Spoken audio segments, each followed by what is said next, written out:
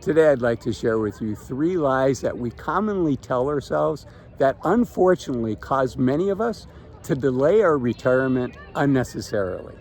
And I want to see you enjoy each and every day of retirement that you can. So I want you to base your decision on when to retire based on reality, not common myths and lies. So let's go for a walk and talk about this first lie. And the first lie, and it's probably the most common one, is people are afraid that they might be bored in retirement. Now, are there people that are bored in retirement? Yes, of course. We all know folks like that. But that doesn't mean it has to be you. And the common lie goes, well, now that I'm working, I'm busy, I have 8 hours a day of my time taken up, and so I only need to fill in another 4 or 5 hours in the evening. And that's true, but it doesn't mean you're going to be bored if you take away those hours at the office. In fact, many of us would look at that and say, it's freedom. So does boredom happen? Yes. Does it have to happen to you? No. And how do you prevent that? You prevent that by planning. You prevent that by trying out different things while you're still working and saying, what are your passions? What do you enjoy doing? And oftentimes we need time in order to explore that. So while we're working, we may not have 100% certainty on how we're going to spend our time. But as a financial advisor for over 20 years, I can tell you that well over 80% of my clients, once they retire, say there's no way that they're bored. They're loving life and they can't imagine going back to their old job, or they can't imagine, not having the life that they have now. Now, there is a transition and it does take a little bit of work, but I'd rather encourage people to do this work ahead of time and in retirement, and it takes a leap of faith. But know that at some point, we're all going to transition into retirement. So if we've got to go through this transition, if we've got to go through the work to find, the things that we enjoy doing. Now, I don't know about you, that sounds like fun work to me. Why not do that sooner while we're still in the youth of our senior years?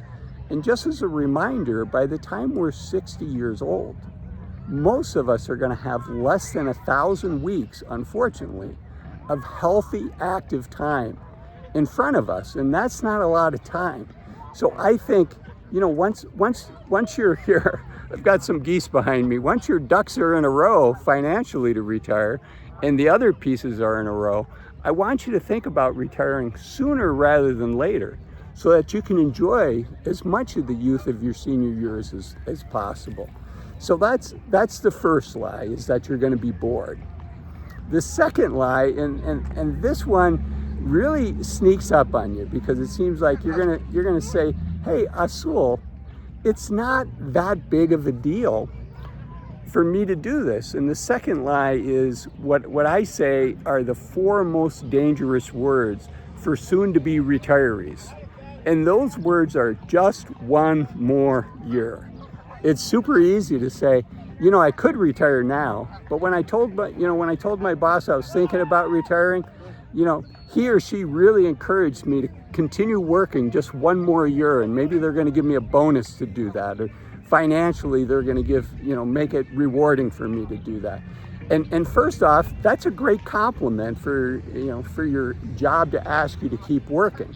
So I get that that's an ego boost, but don't let that ego boost be something that steals what's likely going to be your healthiest year of retirement. And these are, retirement's kind of broken into 3 categories. You've got the go-go years, where you're healthy and active and can do a lot of things, and you are doing a lot of things. And then you got the slow-go years, where maybe a lot of the travel that you've been thinking about doing, that's behind you. And so you start doing fewer trips, you start doing fewer things.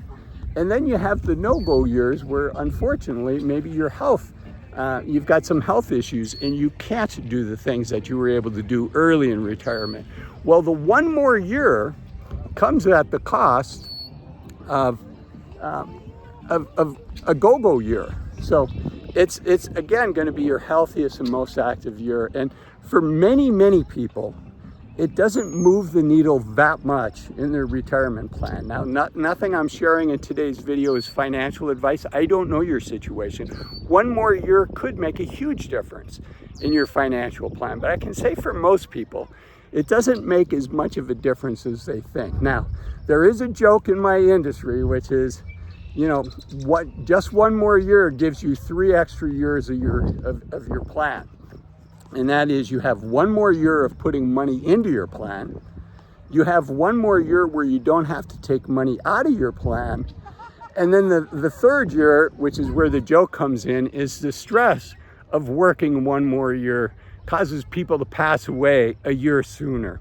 So you have one less year that your plan has to support. Now, I say that in jest, but you know, be very conscious. It can seem like it's not a big deal. And I have seen people that do one more year and then it becomes 2 more years and 3 years.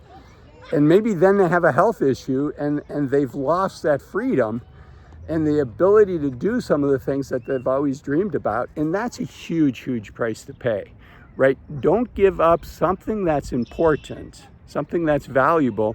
One of those go-go years, don't give up something that's important to gain something that's not important. And only you can decide if it's important or not. And you may want to work with a financial advisor to see, if I work one more year, you know, how does that move the needle for me in retirement? I can tell you, having done that analysis for people, oftentimes it does not move the needle. Sometimes it does though. So it's worth checking with a financial advisor. And then the third lie that people tell themselves is, you know, I like being a contributor to society. And if I retire, I'll no longer be a contributor to society. And, you know, I first off, I call that out as a lie. And second off, I call it out as a dangerous lie, because I think oftentimes the most valuable contributions we make to society are outside of our work. For instance, this YouTube channel was a challenge by my daughters to me. You know, how do I spread what I've learned as a financial advisor for over 20 years to a wider audience outside of just my clients? And so this YouTube, for me, this YouTube channel is a contribution I'm making to society outside of work. And for many of us, our biggest contributions are going to be outside of our work. And for me, again, just to use my example, you know, my biggest contributions is, how can I make the lives of my daughters better? How can my adult daughters at this time? How can I make the life of my wife better? How can I make the lives of the people and the causes that I care about better?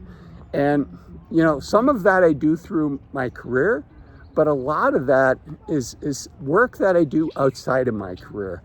And I think it can be really valuable. So the idea that you're not going to be adding value to society when you retire, I call bunk on that. I say that is a very dangerous misconception that can steal from you what could be, once you retire and you're into this new journey and you found your new passion, it can steal from, not just from you, but from society, a way that you can be adding value to other people. And I think you really want to think about that and broaden the definition of what is value. You know, what is value that you're adding to society? Is it just through work, or could it be through other things? And related to this is really thinking about, you know, our financial side of things. And I think many people don't realize how well they're doing.